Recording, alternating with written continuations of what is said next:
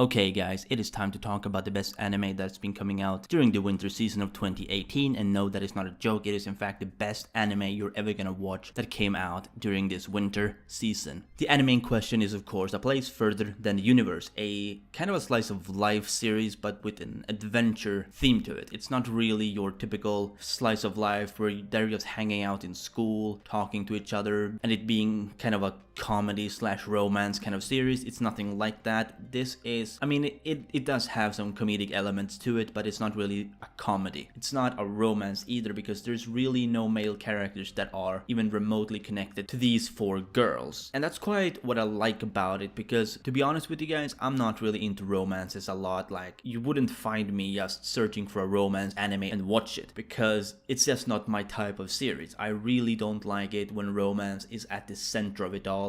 I don't mind if there is a romantic element to a series, but it can't really be the focus of the anime, if you know what I mean. I'd rather have a series where something else, something more important, I guess you could say like a plot, is actually more relevant. And in this series, we get a really interesting plot because it's about going to Antarctica. And it's not just so easy as to go to Antarctica from Japan, because it's a long way to go to Antarctica and not just anyone can go. Normally you'd need a training and all of this kind of stuff in order to even be able to go there, because the way you would travel to Antarctica is through an expedition, which means they want trained, qualified people to be part of their expedition team. Yet these four schoolgirls, well, by age anyway, I don't know if they all go to school, because I believe one of them didn't, and another of them is kind of like a celebrity. Obviously she still goes to school. She doesn't quite go to the same school as the two main characters though, because, well, I don't know why, but she doesn't. That's what's important, okay? Now, while this girl Tamaki is the first that is introduced, a lot of people would argue that Shirase is the main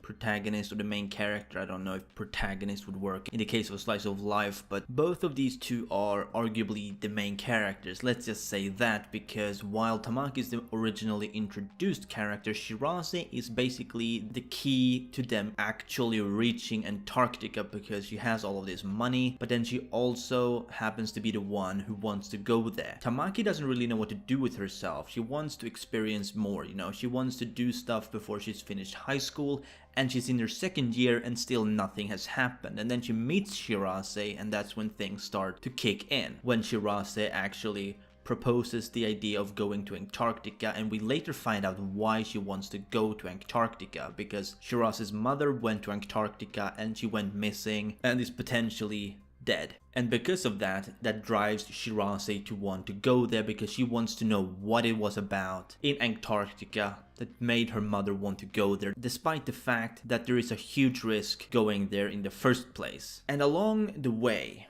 you know, them trying to reach Antarctica, they run into a lot of obstacles. Like, there's a lot of ups and downs just getting to Antarctica, just getting on that boat. In fact, I believe pretty much half of the season, if not more, is just getting there. And that is kind of the heart of this series, in my opinion. It's not just about getting to Antarctica, it's about how to get there, and how much do you need to work, how much effort do you need to put into it if you really want to get to a place like Antarctica that has such high requirements with training and all of these kind of things. The expedition that they are part of is for civilians to be part of it. However, that doesn't necessarily mean you don't have to train, and it doesn't mean it's gonna be easy getting on that boat. But somehow they manage to pull it off in due time, and they get to Antarctica, you know, as promised. They are in Antarctica, and it doesn't really end there, does it? Because even when they're there, you know, they have to work like any other member of the expedition and whatnot, which I really like. There is so much going on in this series that is so good, and honestly, it is beautifully animated. The storyline is absolutely perfect. It's not too cliche and whatnot. Some parts maybe,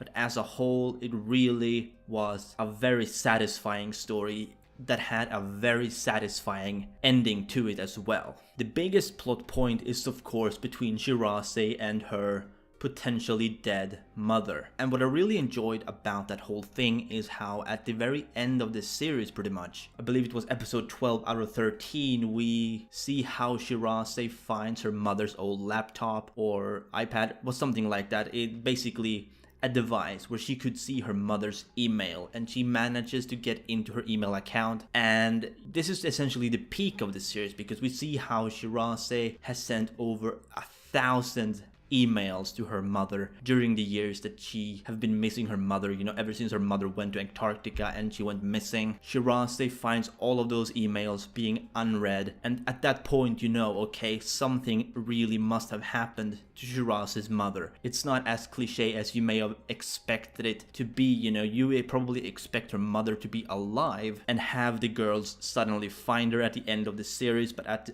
as it turns out, that did not happen at all. In fact, we get this really dark plot point where, okay, she's actually gone at that point, or at least that's what we're led to believe. And that's kind of a conflicting thought when you think about it after seeing the anime, because one of the superiors that are holding this expedition, one of the girls that were good friends with Shirase's mother, she has a flashback of listening into their walkie-talkie, and the interesting part there is that she can actually hear Shirase's mother talking. She can hear her mother talking about something that's beautiful. So as a viewer, you think, okay, she must have survived that blizzard, but what exactly happened?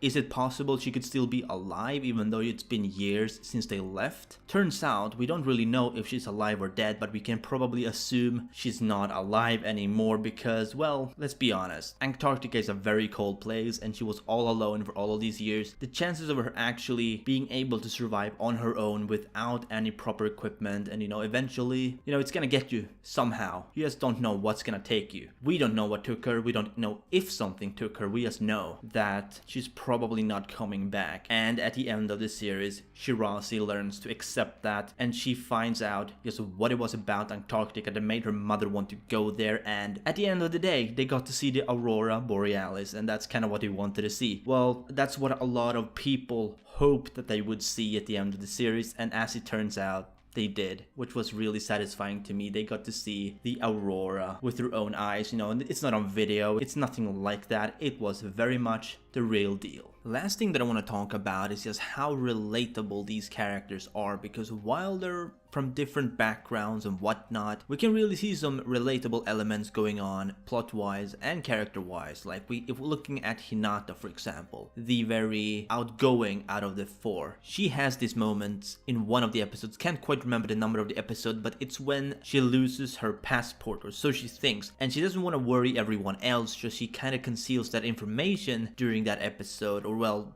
for the majority of the episode, and when someone eventually finds out, they have to figure out a way to solve the problem. And okay, we have to go to the embassy, we have to fix this, but it's gonna take a few days and we have to leave today in order to get there. So how are we gonna do? And Hinata, she's like, don't worry about me, you go on ahead, I'll fix this on my own. But they don't wanna leave anyone behind. And then the relatable part comes in at the very end of the episodes. Oh, okay, I left my passport in someone else's bag, and they happen to pay a lot of money for extra tickets in vain. It's these kind of things that you probably would expect if you're someone who travels a lot with friends and, something bad happens, or you think it's gonna happen. Turns out you mistook it. Your passport was simply someone else's bag, and, well, shit happens, I guess. That's probably one of my favorite episodes just because of how relatable that felt. Not to me personally, but I'm pretty sure a lot of people can relate to a situation like that, or something similar at least. But for emotional impact and whatnot, I think the